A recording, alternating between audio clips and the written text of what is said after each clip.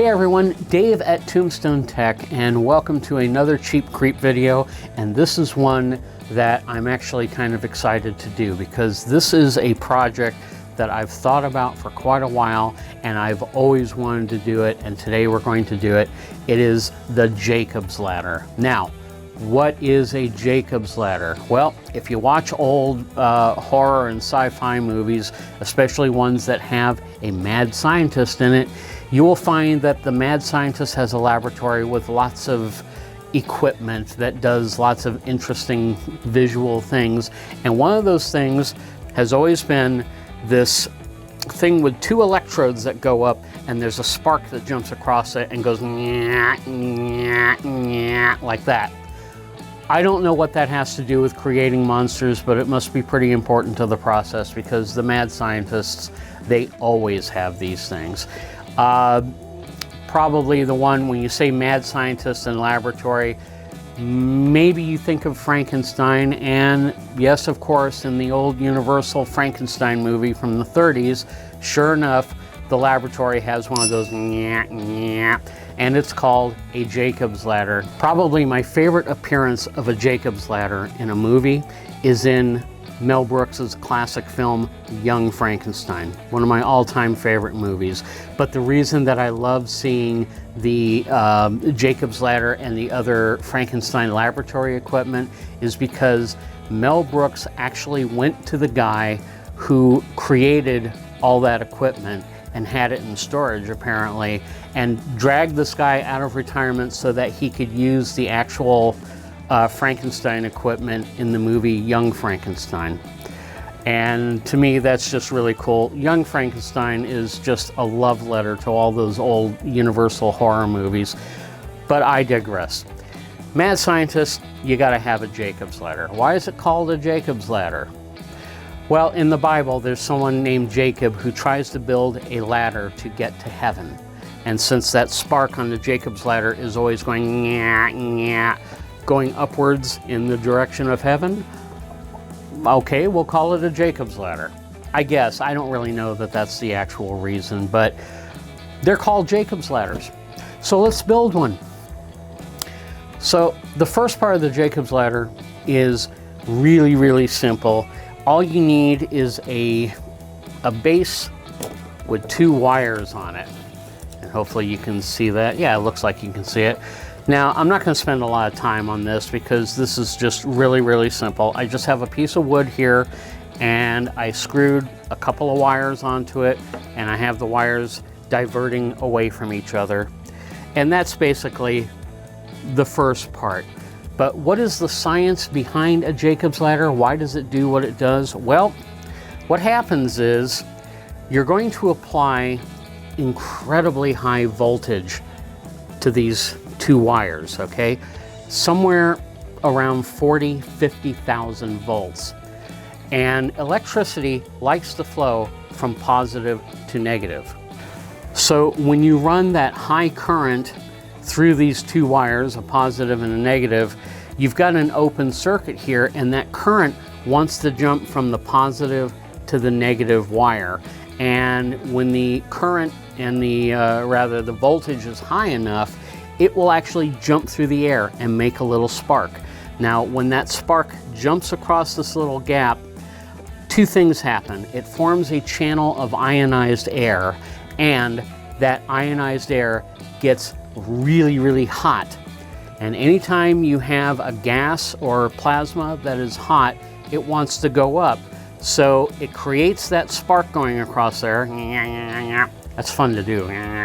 When it creates that spark across there, it gets hot, and so the spark wants to rise, but it also still wants to jump across the two wires. So as the spark rises up the wires, it'll get to a point where the wires are so far apart that the spark will break. And then it still wants to go from positive to negative, so what does it do? It looks for the closest point, which is down towards the bottom, and it will form a new spark.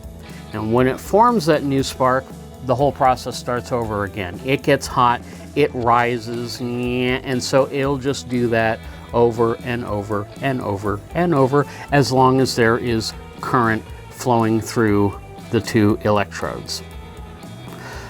So now you know how a Jacob's ladder works. You've built your base, and as I mentioned earlier, this takes incredibly high voltage for it to work. It takes a lot of voltage to get that current to jump across that gap.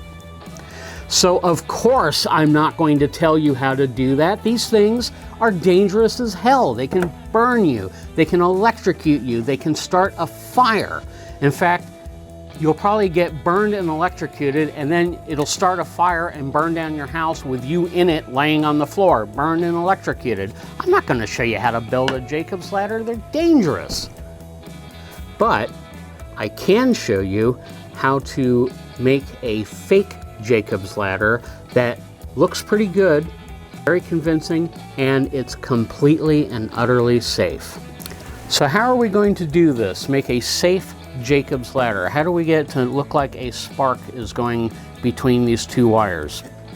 Well, we're going to use a very, very old theatrical technique called the Pepper's Ghost. Now, a lot of you, I'm sure, are familiar with a Pepper's Ghost, but for those of you who aren't, there was a guy over 100 years ago who worked in theater, and he came up with this idea of putting a plate of glass between the stage and the audience, and what he would do is he would get something to reflect in that glass and make it look like it's on the stage.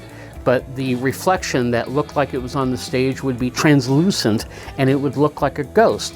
And this was a sensation at the time. Nobody had ever seen anything like this. Wildly popular for any stage play that had a ghost in it. So like if you're doing A Christmas Carol, or Shakespeare's full of ghosts.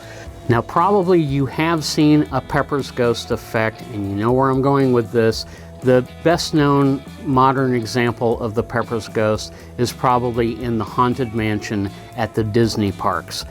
That one scene in the Haunted Mansion that most people, I think, call it the ballroom scene, but it's this big room and there's all these ghosts in it, and also famously there's the ballroom dancers, and it's such a wonderful illusion. It's just executed so well.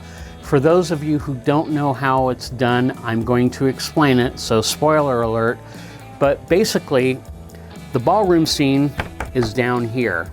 You're in a doom buggy a little bit above the ballroom scene, and you're moving across it, and you see all these ghosts down here.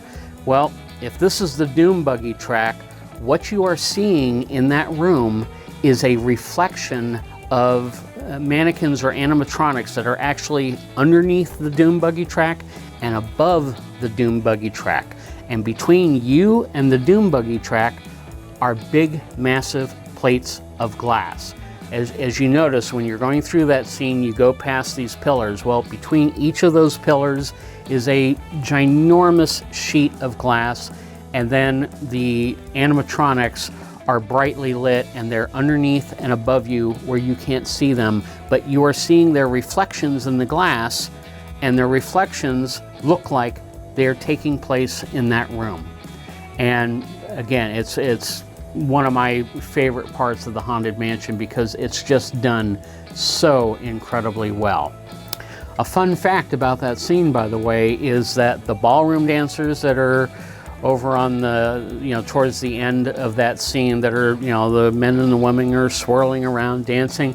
If you look carefully, you might notice that the women are leading the men.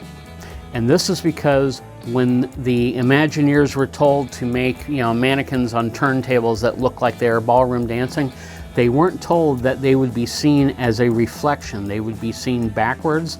So they built them with the men leading. But when you see that as a reflection, the women appear to be leading. Let's get back to how we're going to do this. So what we want to do is we're going to have a reflection of a spark going up these wires. And the way we're going to do that is we're going to take a piece of glass and we're going to put it between you, the viewer, and your Jacob's ladder base, and you're going to see a spark reflected in this glass that looks like it's actually happening here. And how are we going to do that? Well, what you're going to do is you're going to take a computer monitor or maybe a smart TV or even a phone or a tablet, if you don't mind doing it small, and you're going to play a video of a spark that's going to reflect off this glass and look like it's actually jumping between the wires on your base unit. Let me demonstrate.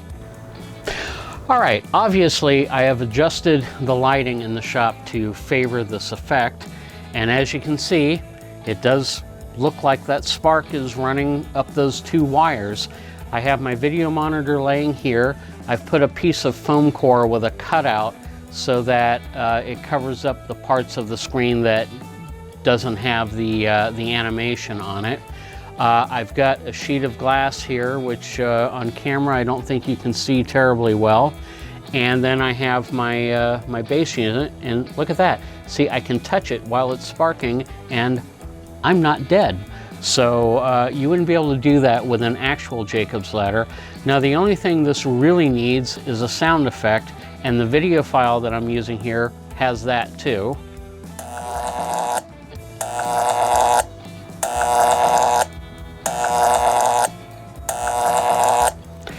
So this is a must-have for your mad scientist lab. And I know what you're thinking. You're thinking, Dave, where am I going to get a video of a spark jumping like that? Well, as it turns out, when I'm not doing this stuff, one of the things I do is video editing and motion graphics. So I created this animation, and it's available to you because I now have a website called tombstonetech.com. And if you go to tombstonetech.com, there's links to all my videos, and there's a little more information about the channel and about me, but there's also an online store. And if you go into that online store, you'll see a place where you can purchase this video, and it comes with the video and the sound, and it comes with a PDF that has setup instructions to show you very clearly how to do this. And it only costs $3. When you do that, you'll be able to set up this, what I think is kind of a neat effect, and it also supports the channel. So please go there and download the video and set it up in your haunt. And as always, if you do this effect or anything else that you've learned on Tombstone Tech, please send me a photo or a video. I would love to see it in action. And I'm also thinking about maybe doing a video that will feature stuff that people have gotten from Tombstone Tech being used in their haunts. And I'd love to feature your video or your photos of, you know, whatever you've used, whether it's the adjustable LED spotlights or the fog chiller or this thing, which I am going to call the Pepper's Ladder, because it's a combination of Pepper's Ghost and Jacob's Ladder. So if you use this or any of the other things that you've learned from Tombstone Tech, take a photo and send it to me. I would really love to see it. That is the Pepper's Ladder. And I hope this is something that you like and you can use in your haunt. If you do, please send a video or photo to me. I'd like to see it. Once again, to get the video and setup instructions that you'll need to create this effect, go to tombstonetech.com, click on store, and you can find it. It's only $3, and it supports the channel. And again, you know, it'll help you to set up this, what I think is kind of an interesting effect. So that's it for this video, and as always, thank you for sticking with me, and please like and subscribe and share. Go make some cool Halloween stuff, and I'll see you on the next video. Thanks.